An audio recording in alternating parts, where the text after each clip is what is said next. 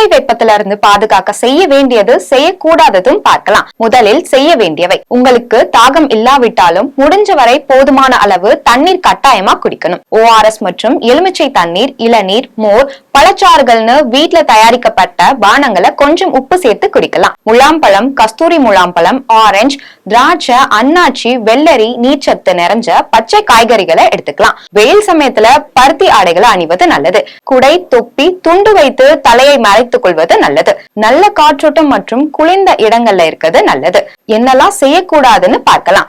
12 மணி முதல் 3 மணி வரை வெளியில் செல்றத தடுக்கணும். நண்பகல் சமைக்கிறத தவிர்க்கணும்.